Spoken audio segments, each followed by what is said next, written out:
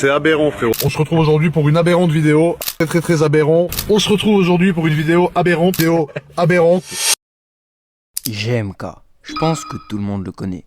Mais malgré ça, personne ne peut nier que c'est un personnage assez mystérieux. En 2013, il sort de nulle part avec une vie extrêmement luxueuse. Montres, argent, hôtels de luxe et bien évidemment des voitures, ce qu'il semble être l'une de ses plus grandes passions. Dans cette vidéo, je vais vous raconter l'histoire de GMK, le gros drama, et bien évidemment, on va essayer de savoir comment il a pu obtenir toute cette fortune. La collection immense de voitures, plusieurs maisons, des investissements massifs en immobilier et plein d'autres choses. Mais avant de commencer, n'hésitez pas à vous abonner. Cette vidéo m'a pris énormément de temps de montage et j'essaie de vous produire des contenus qui soient à la fois qualitatifs et réguliers. Autre petite précision, je vous demanderai de ne pas harceler les personnes présentées dans cette vidéo.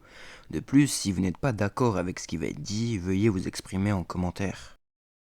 Le 15 octobre 1992, c'est la naissance de George Maroun Kikamo, alias GMK. À moins que vous n'utilisiez pas les réseaux sociaux, c'est sûr que vous l'avez déjà vu. Il cumule plus de 2,5 millions d'abonnés sur YouTube et 3,5 millions sur TikTok. Il a déjà fait des feats avec Inoxtag, Squeezie, Joeyka, PLK, Sébastien Loeb et même le prince de Monaco. Ce gars est vraiment connu. Mais il ne l'a pas toujours été. Il faut savoir que GMK a commencé les vidéos sur Skyblog. À l'époque, il n'était pas vraiment connu et c'est qu'en 2016 qu'il commença les vidéos sur YouTube. Maintenant, revenons à l'enfance de GMK. Malgré que son lieu de naissance soit beaucoup controversé, il est né en France, issu d'une famille franco-libanaise. Lorsqu'il était jeune, sa famille a déménagé à Monaco. Mais ça reste une personne assez mystérieuse. Il essaie d'en dire le moins possible sur son enfance et il parle rarement de ses débuts sur les réseaux. Aujourd'hui, le GMK qu'on connaît est très imposant. Il mesure 2 mètres pour environ 130 kg. Il s'expose régulièrement sur les réseaux sociaux avec des voitures extrêmement luxueuses et très chères. Bugatti, Lamborghini, Ferrari, Rolls-Royce et j'en passe. C'est vraiment une icône d'internet et il y a même des mèmes sur lui. Alors je sais pas où il est passé, mais en tout cas ce que j'ai sous mes yeux, c'est un jeune XLS de 2016. Récemment, il a fait une vidéo où il répondait à beaucoup de questions qui lui avaient été posées, et ça va vraiment nous être utile. Dans cette vidéo, il explique qu'il gagne énormément d'argent grâce aux réseaux sociaux.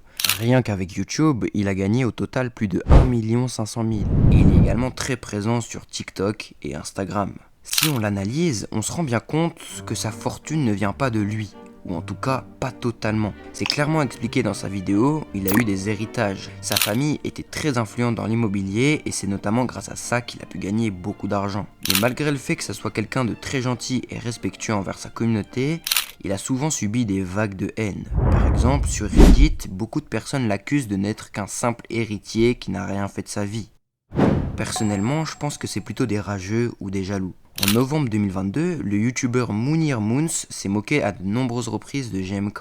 Personnellement, je trouve pas ça trop grave, mais je vous laisse en juger par vous-même. J'ai vu une vidéo de GMK en train d'emmener la crime en enfer, il était comme ça.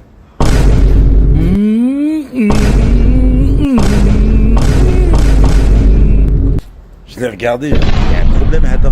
D'ailleurs, GMK avait réagi sur Instagram en disant qu'il ne préférait pas lui accorder d'importance et qu'il n'avait ni le temps ni l'envie d'entrer dans son jeu. Mais à part ça, il n'a pas vraiment eu de gros drama. Sa communauté reste respectueuse et gentille envers lui.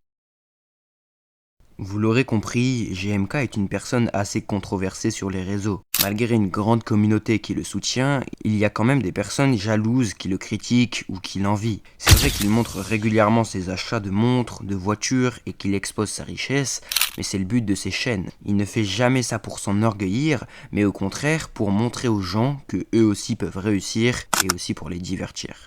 J'espère que cette vidéo vous aura plu, n'hésitez pas à vous abonner en activant la cloche, liker, commenter la vidéo, merci beaucoup à toutes les personnes qui le feront. Sur ce, ciao.